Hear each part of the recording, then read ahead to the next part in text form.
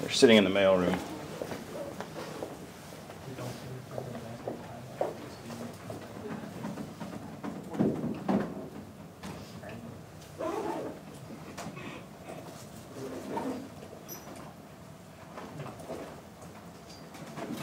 All right, how'd PA3 come out? Yes, so with the hash function you were using, it's possible that your hash will not find a place for something even though you don't have 101 things in the hash table, because it's not a perfect hash function. It's actually a really poor hash function, but it's the one we did for the ODP, so I ran with it. But a good hash function will try every single location in the hash before it goes back to the first location. The hash function you had was simply multiplying the sum of the characters by the probe. And so, unless it happens to be a prime number, it's not going to hit every single cell before it comes back to where it was. So what should we include in the hash function to make it like cover all the world? So, without getting into a 215 lecture,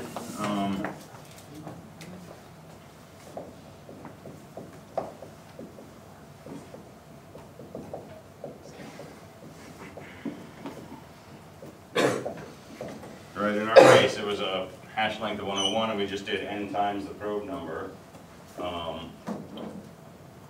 So certainly if n ended up being 0, right, if you added up all the ASCII codes and you came back to 0, then however many times you probe it, it's always going to try to store it in cell 0.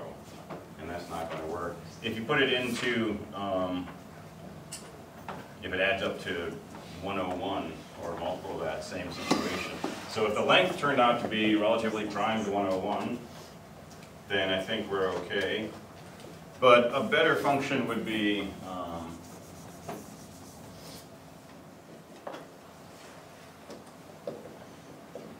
I don't know, maybe n plus 7 times probe. And since 101 is prime, this is going to try every single location before it comes back. So you need to do some numerical analysis, not numerical, some number theoretic analysis on your hash function and make sure that as probe goes from 1 to 101, this never repeats. And if we're just adding off of some base, if we add by 7s, you can think of that in terms of units modulo 101. Since 101 is prime, you can work from there and convince yourself that you can do this 101 times before you repeat. I think. Don't quote me on a Friday. And this is a really simplified hash functions. Fancy hash functions can involve a lot more mechanics behind the scenes. So other comments or questions on PA3?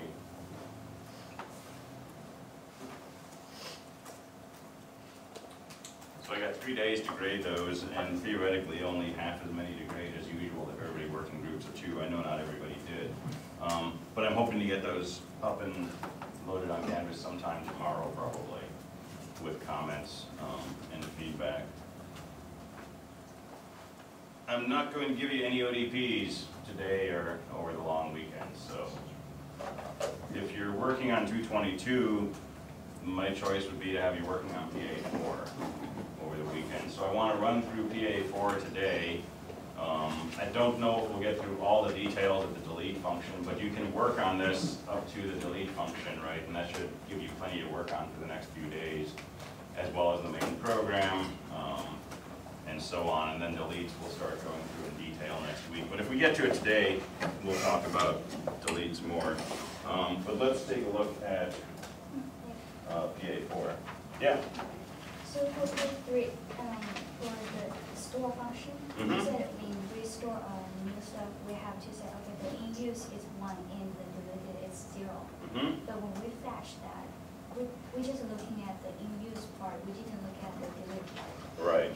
But why do we need to clear the delete part on the store? There's different ways you can do it, right? But the idea is we need some way to know if something has been deleted. So let's look at the meanings of these. So if deleted is 0 and in use is 0, this cell has never been used. If in use is 0 and deleted is 1, then this was used and deleted and now available. And we need that so when we search we keep going instead of giving up. If it's in use and deleted is 0, this is in use. And if this is 1 and deleted is 1, that really just means in use. But I would not store this situation. You can, as long as you remember to clear deleted when you clear in use. But I don't know what this would mean. So I would mark that as a forbidden combination. Because the only states you care about is it's never been used. So if it's in use, we care about this. If it's never been used, or if it's been used and deleted, right? So if we get down to here and we're searching, we can stop. If we get down to here and we're searching, we have to keep going. And this just means that it's a valid entry in the hash table. Yeah, because I had an issue like if the guy said yesterday morning, so like I enter a name, then I delete my name, and I enter the same name again, and I print it. It doesn't print anything. So I check my store function. It says I didn't clear the part. Then I Okay. clear equals 0. It works well. So if you enter, it becomes 1, 0. If you delete, then it becomes 0, 1. If you enter it again, and you don't clear that delete function, it depends how you write your code. Right? When you're searching, if you find in use, you should be able to say it's in use. It's valid. When I enter again, it says success. And so Yeah. I store my name again. But when you're printing, It doesn't. right, chances are that when you print, you're making sure it's not deleted. And really, it would suffice to make sure that it's in use. So if you're going to allow this situation, you want to check in use rather than not deleted.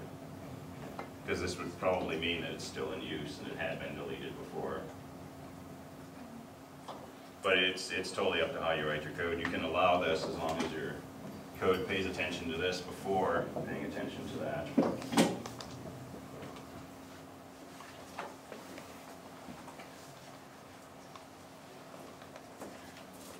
All right, so PA4, binary search trees, no surprise there. So let me show you what PA4 should do.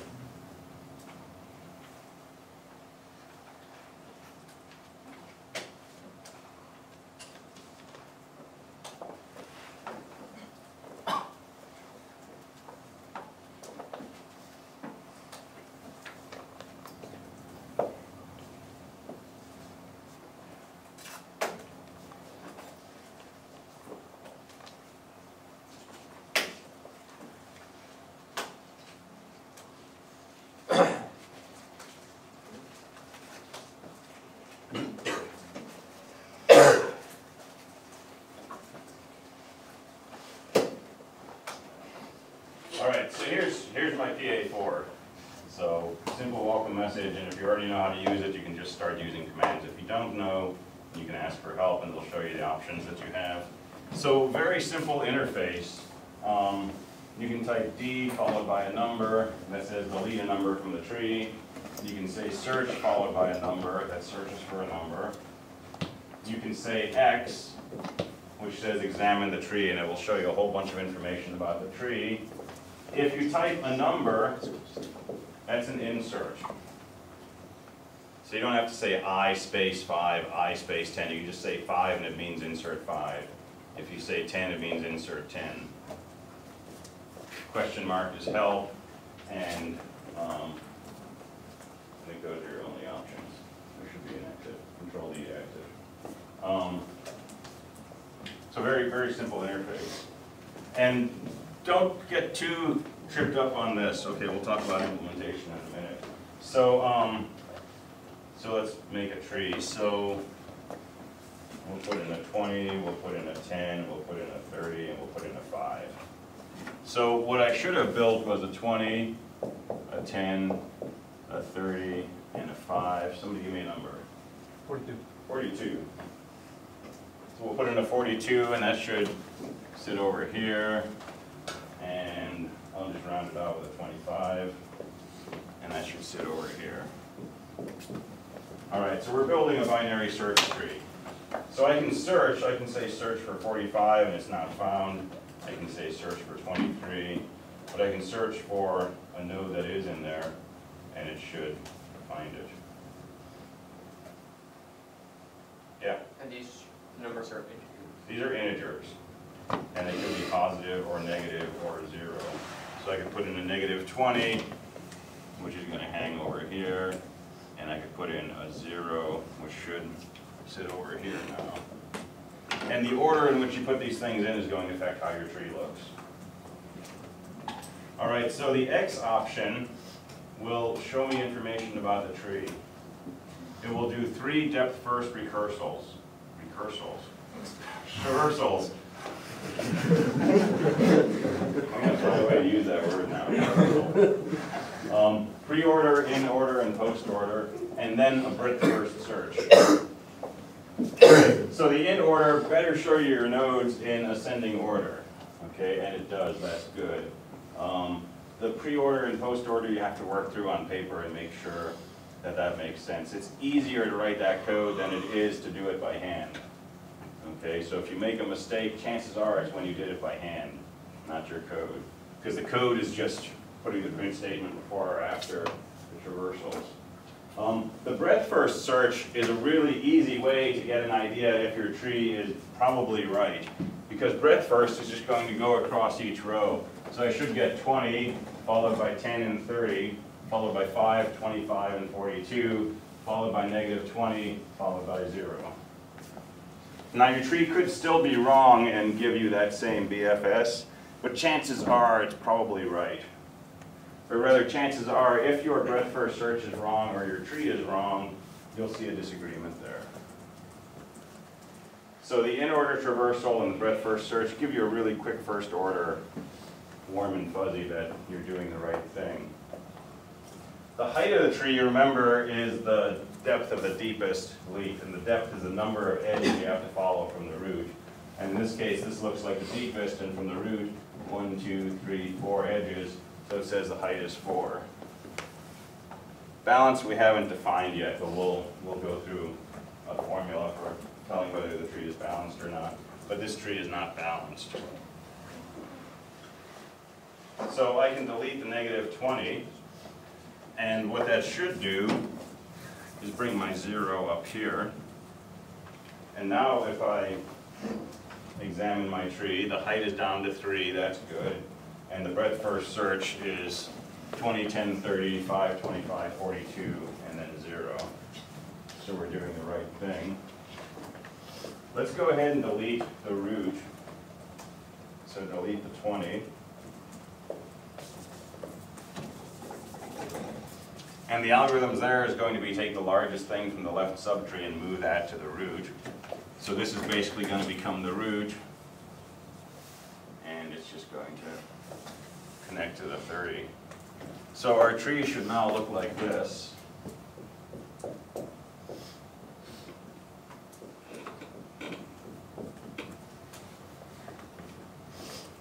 And if I examine it, let's see if that looks right. So we got a height of 2. That's good. BFS should be 10, 5, 30, 0, 25, 42. That's good. The in order, L and R, is still in increasing order. So it looks like this is probably doing the right thing.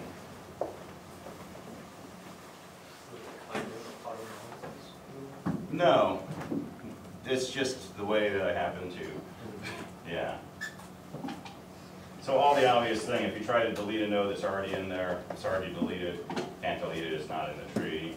If you delete something that's never seen, same thing. If you try to insert something that's not an integer, give an error message.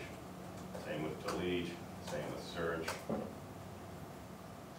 I is not a command, but if you just type something it doesn't know, just say enter question mark for help because you're obviously confused. And that's really all it does. Right? Delete delete search, insert, dump the tree. And then when you're done, you can just control D to exit. And you should free all your memory. So if you valve grind this, it should come back and say no leaks. Sorry, for example, I think I just did a search of the number that's actually in the tree. Oh, yeah.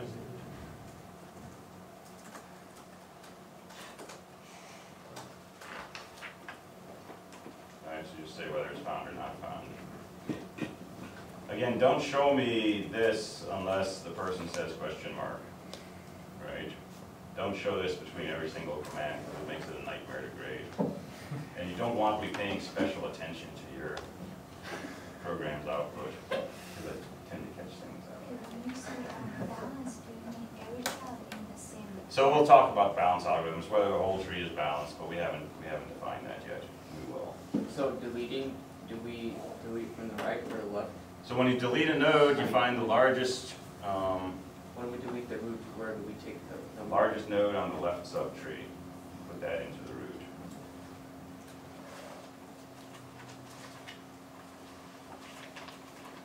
Yeah. Did you also get the smallest node on the right subtree? No. So I want you to delete with the largest from the left. You can do that to Okay, delete, that's what I thought. but for the assignment, it insists that you do it from the left.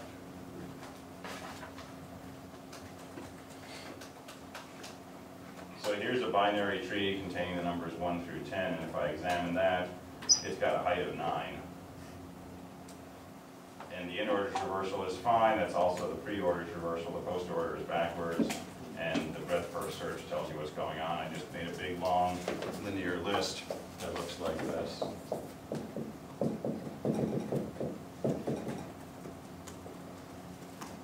And it's definitely not balanced.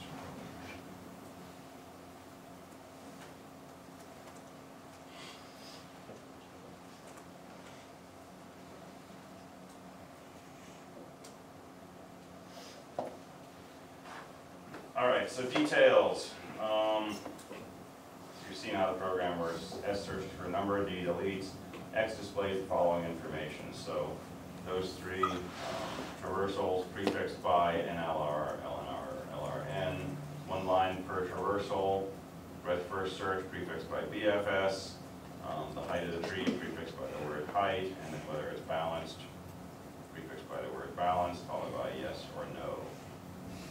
And I want it in this format, okay? So, so I'll be looking for those particular words. If you just enter a number, insert it into the tree and only allow a number to be entered once.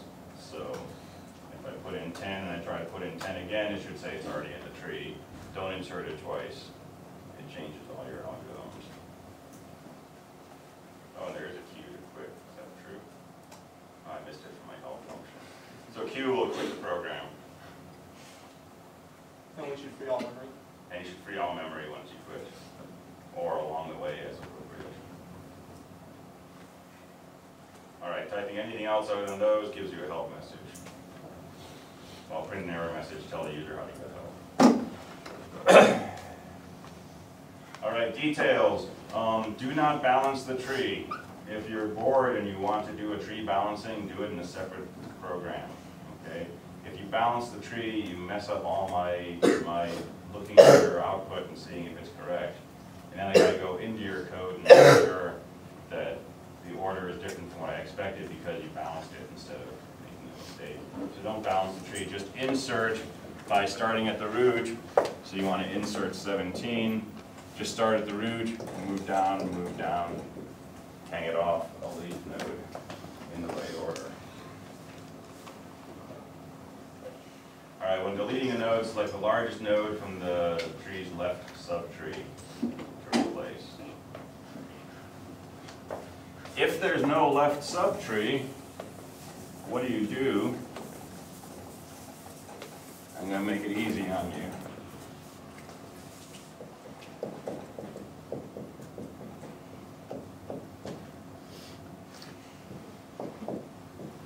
If we're deleting the root and there's no subtree, just change the root to point to the root's right child and free the old root. Again, we got to go through the whole deletion algorithm in detail, but if you're looking ahead, instead of finding the smallest thing over here and replacing it up here, just move the root. Right, it's the easiest deletion in the world.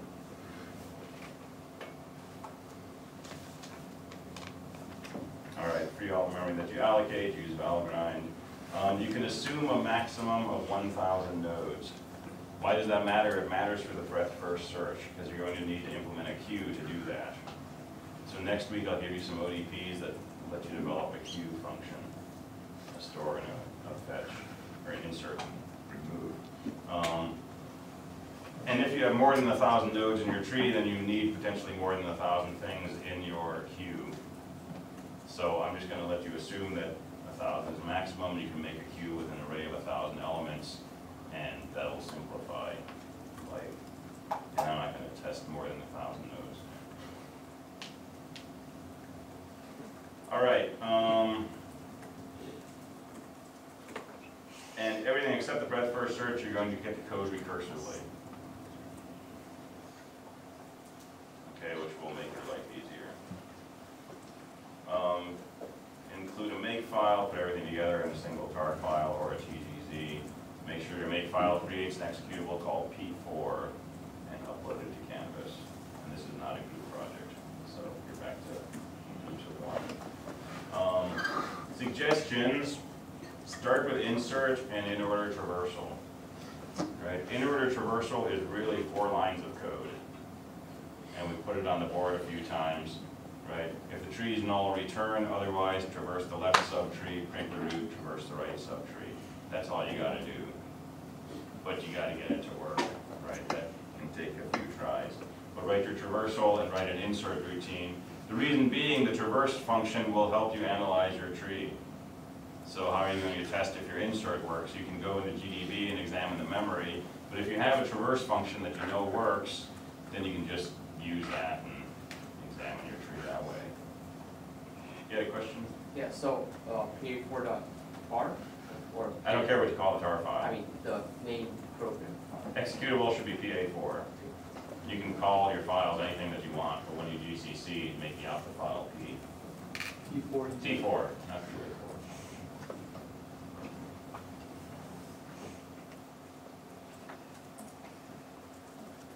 Right, so make an insert routine and a traverse routine.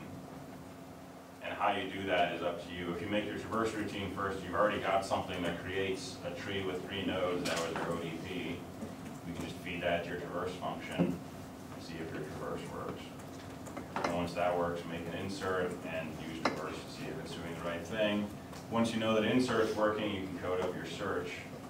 And you know that your insert's working, so that's easy to test. Just search for some nodes that are there or not there. And then delete. Delete's going to be a fairly big hurdle, but it's just a lot of details. Right? The algorithm is not sophisticated, but there's all these special cases, and there's lots of pointers to think of, and so on. It's a really good exercise to get through.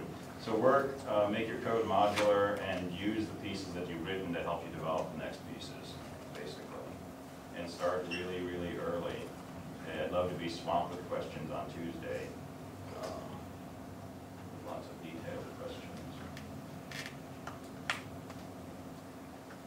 All right, don't get tripped up by this. Some people spend a week trying to figure out how to tell if they've got a number. Right, and they've lost half their time. This is very straightforward to do if you use scanf. So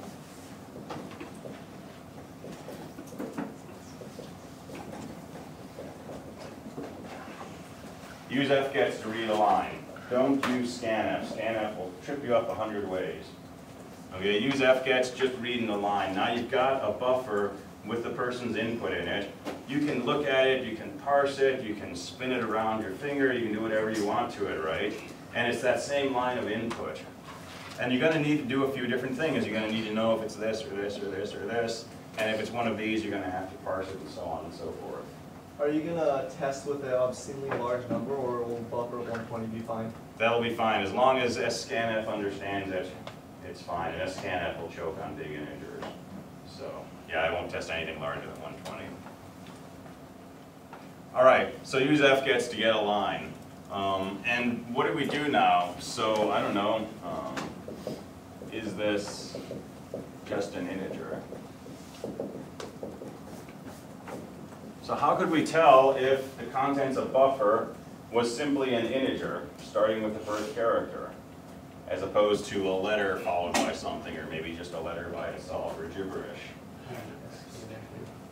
And do SNF buffer person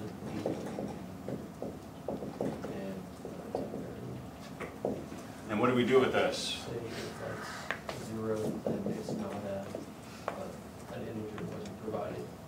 But if it's 1, then it has an integer.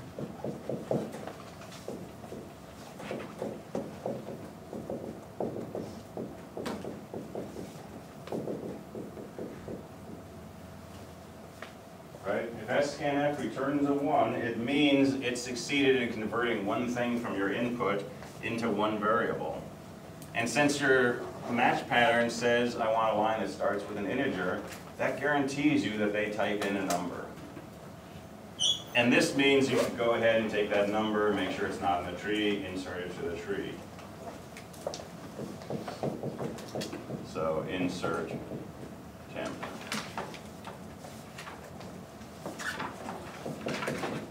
How do we tell if they type in the delete command?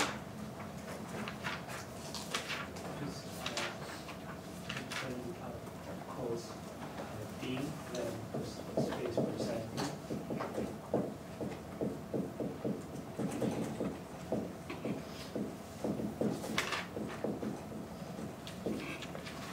And see if that's equal to 1.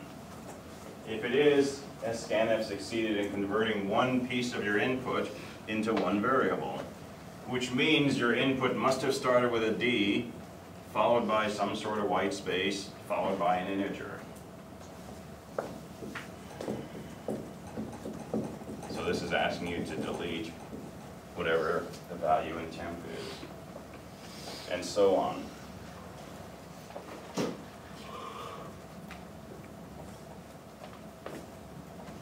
How do you tell if they type the letter X? Yeah, so we could do if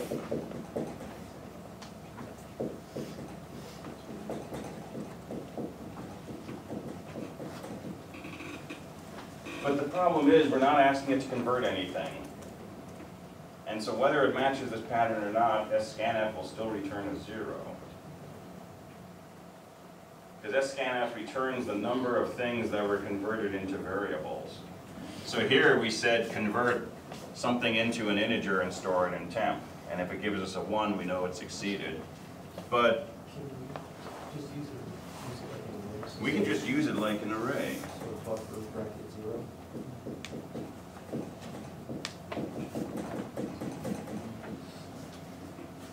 So that'll work.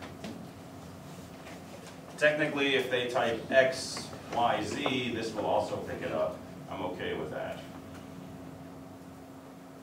Right, I don't need you to say, well, you said X, Y, Z, that's not the same as X, so I'm going to give you an error message, right? If they type in X, I don't care if they type other stuff. Just like if they say delete space 5 space ha ha ha, just say delete 5. Don't worry about the fact that they typed extra stuff. So yeah, if you just check buffer bracket 0, see if it's an X, that tells you that you should display the tree.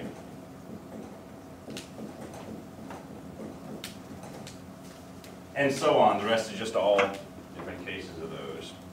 So if you want to find something followed by an integer, use something like this. If you want to find a line that begins with an integer, you can use this. If you want to find a particular first character, you can use something like this. So this business of parsing this, let scanf do the work for you. Okay? Inevitably, people will try to take the character and look at this ASCII code and see if it's bigger than 48 and smaller than 57. Or if it's a minus sign, they'll multiply by -1. And you can go down this big, deep rabbit hole trying to do that. And you're basically writing scanf, right? And that's a fun thing to do. It's a good project to do, but it's not part of the assignment. And it's a lot of time you can spend that you don't get any points for. And if you do it wrong, you end up losing points. So get to know scanf if you don't already know it, and take advantage of it. Okay?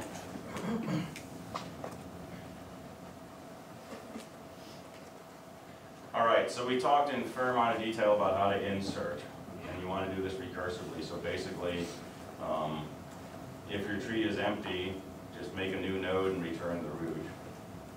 Otherwise, if you're inserting something smaller than the root, insert it into the left subtree, and then set the root's left child to whatever insert returns. And so your insert routine is going to need to return the tree. So struct node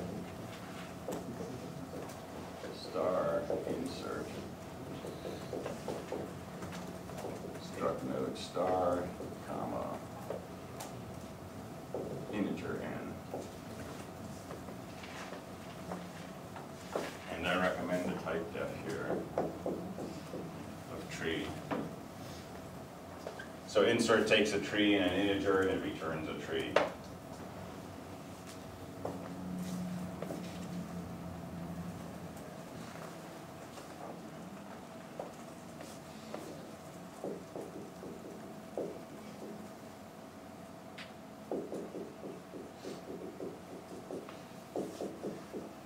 Delete takes a tree and an integer to delete, and it returns a tree. The tree that it returns is the original tree with that node removed. So in your main program, if you want to delete 7 from a tree named T, you need to say T equals delete T, comma 7. Right, but you got to take the return value from delete, put that back in T.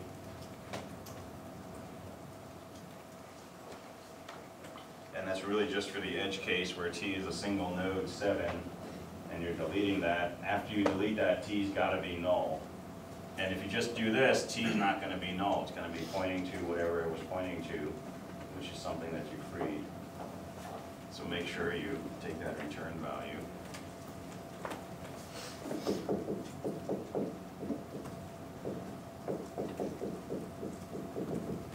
Your search just takes a tree and an integer and returns. Say 1 if it finds it, 0 if it doesn't, or whatever you like.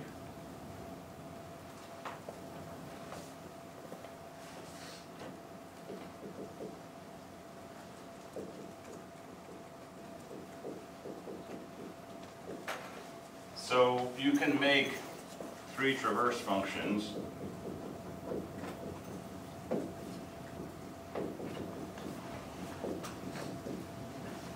Or you can make 1 traverse function and give it an argument to say whether you want to do in order, pre-order, or post-order. It's up to you. It's not a lot of code either way. But if you want to wrap it into 1 function, that's fine.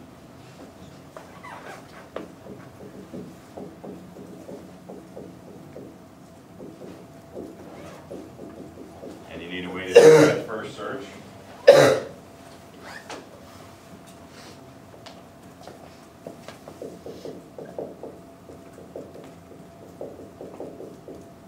And a way to find the height of a tree. And a way to tell if a tree is balanced.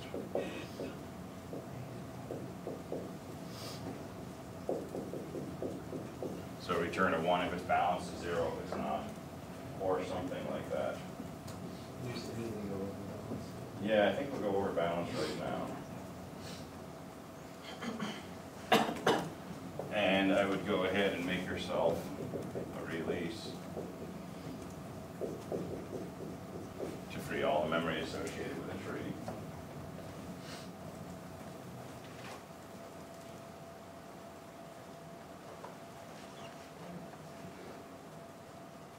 Recursive release function is fun.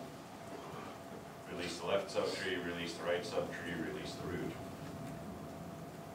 If your tree is empty, you don't have to do anything.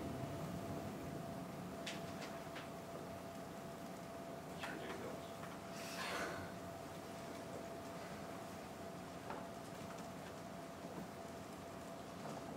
All right, I think that's the litany of routines you're going to need to implement. There's going to be routines underneath these, particularly for implementing the breadth first search. The breadth first search traversal, you're going to need to implement a queue. So you're going to want some way to insert and remove from a queue. And you're going to want a queue of nodes. So we'll have to run through that probably on Tuesday, along with more delete details. Let's talk about balance.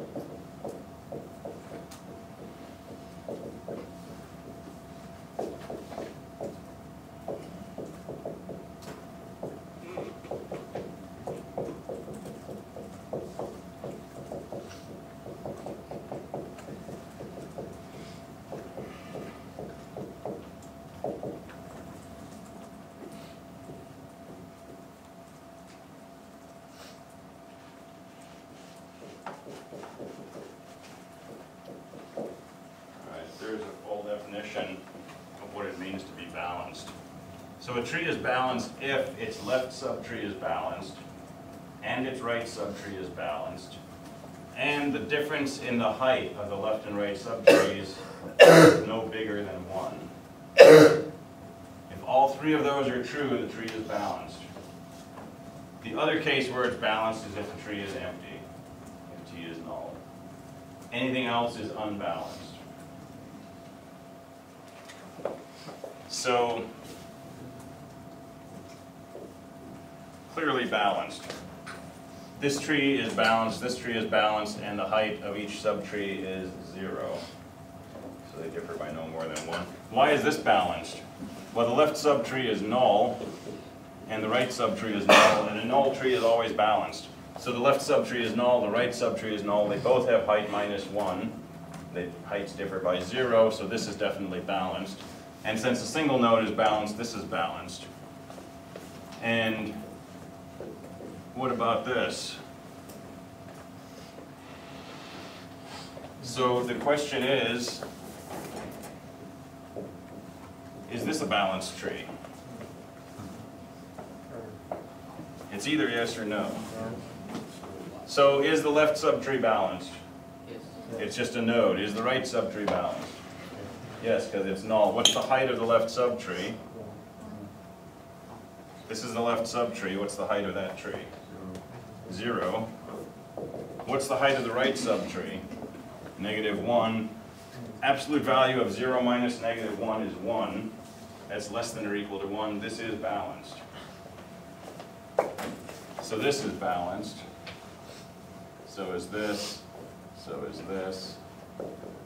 So is this. So we're building a catalog of balanced trees. All right, so what about this? Is the left subtree balanced? The left subtree is just this, which we already said was balanced. How about the right subtree? Right, if that's balanced, that's going to be balanced. So both subtrees are balanced. What's the height of this subtree? 1.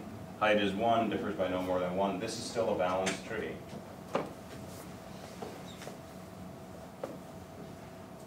How about this? So the question is this a balanced tree?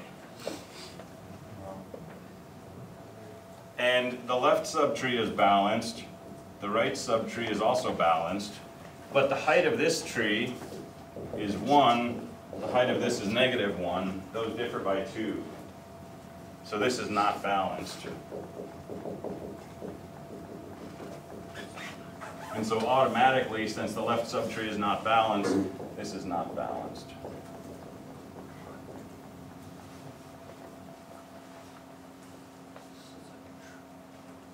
So it kind of depends. And it's not always obvious. So is that going to be balanced?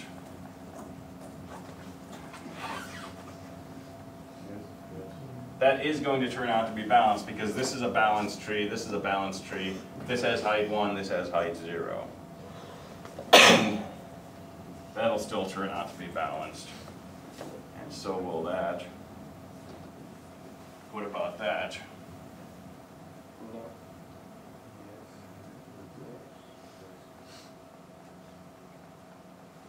So this subtree has height 2.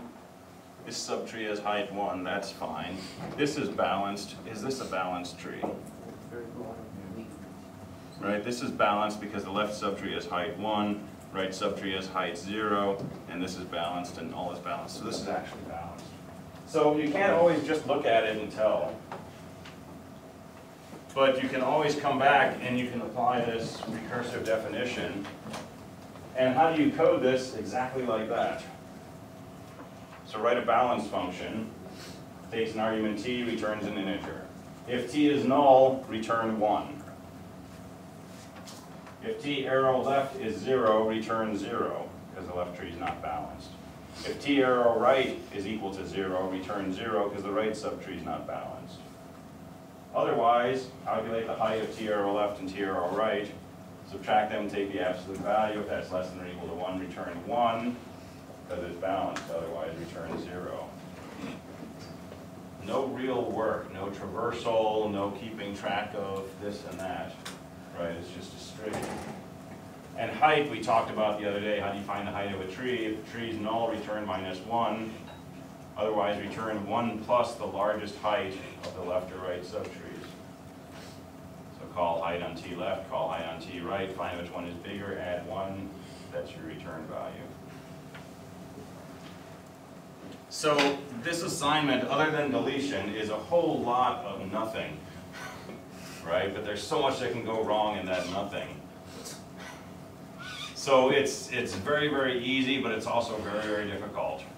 And that can be frustrating. It's easy in the sense that, you know, there's 4 things you have to do, and each of them is basically a function call. But it's obviously difficult because, you know, this is recursive code, and if you don't do one of these right, it's not going to give you the right answer, and figuring out where that problem is can be really, really challenging. Because it's recursive, right? And it's going to be hard to go through a big, long tree and put in a bunch of print statements or something and figure out what's going wrong.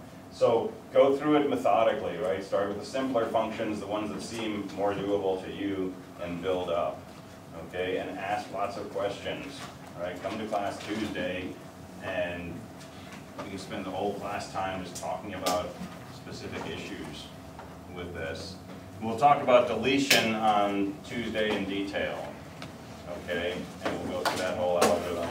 It's described in here, but we'll do the details later. All right, club meeting in 10 minutes. I will hopefully see you there. And if not, I'll see you Tuesday. Have a good weekend.